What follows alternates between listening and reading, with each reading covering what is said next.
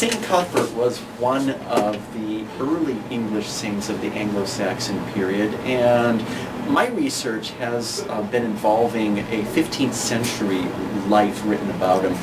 The 15th century is very, very late for saints' lives. Comparatively, they're usually written as early as the 7th century when he lived, and straight through. So by the time this 15th century life was put together, a lot of materials had been accrued about St. Cuthbert. And part of what I'm looking at with this 15th century life of St. Cuthbert is how and why those materials were all accrued together.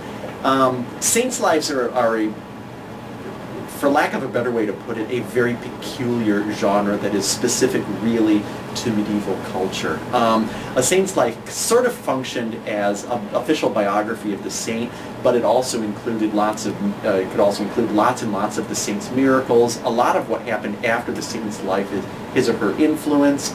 In the case of the life of St. Cuthbert, the whole first story about the whole first book of the work, which is about his childhood, is really kind of a fairy tale that could have been lifted right out of Grimm's fairy tales. And part of what I'm interested in is how did medieval readers and writers see these things? How could they look at a text like this, see it all cobbled together from all kinds of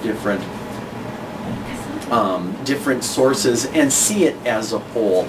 And one of the other questions I'm really interested in is why did it get put together at all? What prompted someone in the 15th century to take all this Cuthbert material, versify it? The whole thing is in rhymed couplets, and it runs for about 250 pages. Why would somebody have done this? What was the purpose of this text at this point? And there's some interesting historical research looking at the nature of Durham Cathedral, where the text is sort of based, and the rise of Durham Cathedral as some possible reasons as to why somebody felt they needed to collate this, versify it, and make this really interesting, odd text.